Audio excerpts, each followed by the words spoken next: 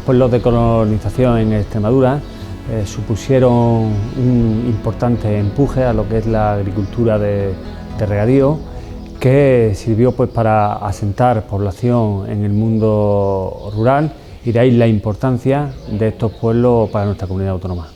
Lo que es la puesta en regadío de una comarca es la medida de desarrollo rural que más efecto tiene de forma inmediata sobre la generación de empleo y riqueza, y eso supuso en muchas zonas que los pueblos de colonización en torno a esa agricultura de regadío pues generara riqueza, empleo y al mismo tiempo pues esa fijación de la población. El agua embalsada en Extremadura es sin duda la generadora de la reforma agraria experimental que comienza en la segunda mitad del siglo XIX y la artífice de un modelo de ocupación del territorio. Las ideas regeneracionistas de esta época confluyen en el año 1902 con la promulgación del Plan General de Canales de Riego y Pantanos, conocido como Plan Gasset, en el que se describe una relación pormenorizada de obras hidráulicas cuya ejecución posterior fue de importancia vital para el desarrollo, destacando entre otras las que darían lugar a los pantanos de Borbollón, el de Cíjara o el de Rosarito.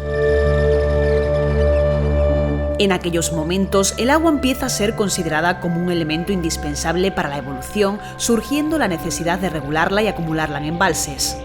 El Plan Gasset servirá de base, después de sucesivas reformas, a la Ley de Grandes Regadíos de 1911 y al Plan Nacional de Obras Hidráulicas de 1933, que puede considerarse como el primer intento serio de planificación hidrológica.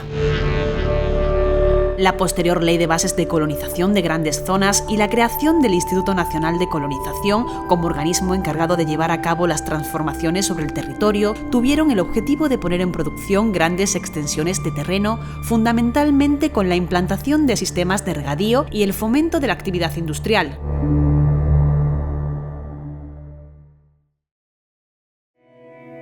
El número de recursos disponibles y susceptibles de ser desarrollados en los entornos rurales de los pueblos de colonización son innumerables, abarcando campos como la naturaleza y el territorio, al ser recursos vertebradores todos aquellos relacionados con el agua, las infraestructuras, por las redes de caminos que surgieron, la arquitectura o la etnografía. El agua resulta ser, por su escasez, un elemento definitorio en el proceso histórico, social y económico de toda la península, pero es en el territorio coincidente con las comarcas extremeñas donde toma un especial protagonismo. El territorio sufrió un cambio con el control del agua de los embalses aguas arriba, que derivó en la transformación de terrenos de secano en fértiles y húmedas explotaciones agrícolas de regadío. Para ello se elaboró una red de grandes canales, acequias y canales secundarios. Una vez dotado al territorio de savia, el Lic optó por reunir a la población de labradores en asentamientos concentrados, los pueblos, y se punteó con ellos el territorio para formar una malla lo más homogénea posible, sin que hubiese jerarquía entre los nodos de la red, ocupando el territorio intervenido mediante una estrategia polinuclear, homogénea y no jerarquizada. Los embalses siempre han generado riqueza, creando una población satélite cuyas construcciones, actividades y explotaciones componen el territorio a día de hoy. Aunque por medios diferentes a los originalmente concebidos, continúan siendo fuente de diversas actividades como las relacionadas con los deportes náuticos y la pesca o el disfrute de las playas de agua dulce. Los pueblos de colonización y todo el sistema de regadíos asociados, lo que ha supuesto para Extremadura es un aumento de la biodiversidad, de una zona de secano, prácticamente toda la región, a tener asociado a estas zonas húmedas un ecosistema distinto y otras especies distintas que no hubiéramos tenido. Con lo cual, ahora mismo Extremadura, que aunque era zona de invernada de grullas, en la que venían 6, 7.000, 10.000 grullas a pasar el invierno, con el aumento de estas zonas húmedas y de estas zonas de regadío, y esos cultivos donde las especies, la grulla, tiene mucho más alimento, pues ha pasado a ser de 70, 80.000 especies a pasar el invierno. Junto a la infraestructura hidráulica, la red viaria de comunicación era imprescindible para registrar la cantidad de parcelas que fueron proyectadas y repartidas. Los nuevos caminos de colonización sirvieron para transportar de forma más económica los productos obtenidos en todas las parcelas, las cuales no se encontraban a más de 3 kilómetros, que era el radio de acción que abarcaban los pueblos en su planificación.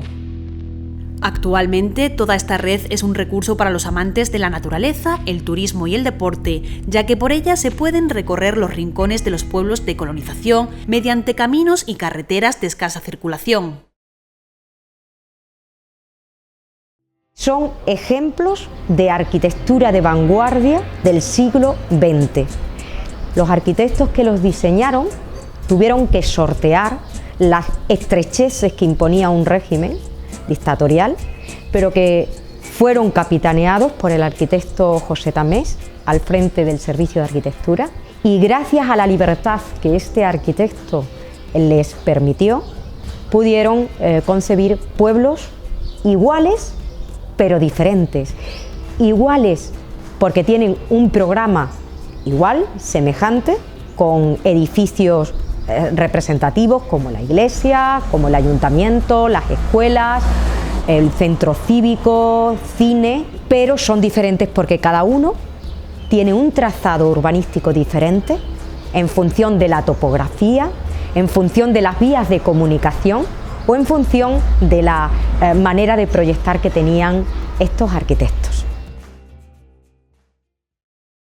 Los pueblos de colonización cuentan con diferentes elementos etnográficos de gran valor que deben ser estudiados y constituyen un recurso de gran importancia para el desarrollo de nuevas actividades económicas a su alrededor.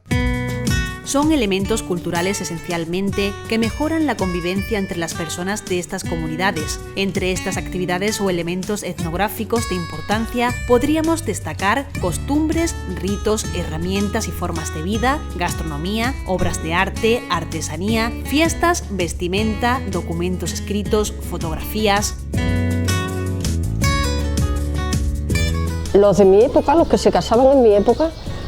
pues varios de ellos se iban a Villanueva porque habían encontrado trabajo allí. Pero es que ahora se está quedando todo el mundo aquí en el pueblo.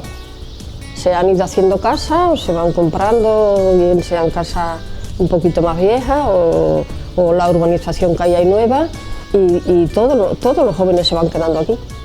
Ningún pueblo alrededor tiene el índice de natalidad que tiene Vegaviana, por lo tanto creo que el futuro de Vegaviana y de los pueblos de regadío en general,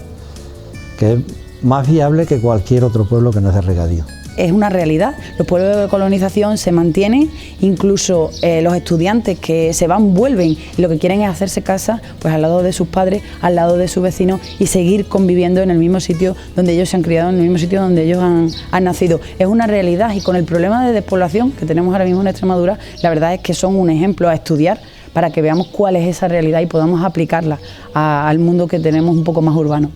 La verdad que nosotros hemos tenido mucha suerte también porque nuestra población no solamente no ha descendido, sino que ha repuntado. Entonces muchos hijos de colonos se quedaron aquí y siguieron trabajando en la tierra. Hay un apego a la tierra y un sentimiento de esta tierra es mía que ha hecho que la gente siga aquí,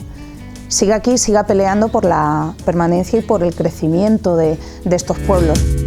El patrimonio material de los pueblos a nivel territorial y los recursos que giran en torno a ellos forman un conjunto de posibilidades de crecimiento sostenible del medio rural. Por tanto, con la puesta en valor de los recursos naturales y patrimoniales, materiales e inmateriales, pueden surgir nuevas oportunidades para el emprendimiento de los vecinos de estas localidades. Es necesario difundir en la sociedad extremeña el valor de los pueblos de colonización y sus entornos, las intervenciones del proceso de colonización en Extremadura y su legado patrimonial. Hombre, a mí ya esto me gusta, y además me gustó desde el principio, ¿no? Porque lo mejor venía que te decir, si estabas en el campo trabajando por ahí, lo mejor tenías que vivir tus padres en un chozo y allí tenían que vivir todo el mundo. Aquí por lo menos tenían una casa. Pues una unión grandísima, porque aquí la gente se ayudaba unas a otras, lo poco que teníamos lo compartíamos, y aquí éramos 54 familias como si fuésemos una. Lejos de lo que puede parecer que fuese solo un medio agropecuario, era, yo creo, que un medio también cultural y social. Llegaban con el vacío, con el desarraigo, y desde el desarraigo pues pelearon para que, por ejemplo, hoy haya hijos y nietos de colonos que hayan estudiado carreras universitarias, que se estén quedando aquí, que sin sus abuelos, sin los primeros colonos que llegaron aquí, no hubiera sido posible. Los pueblos de colonización que se hacen, pues cuando la herida, alguien decide que tenga que asentarse la gente ahí, pero ahora es diferente, ahora es la gente la que decide qué quiere hacer con su futuro y cómo quiere hacerlo.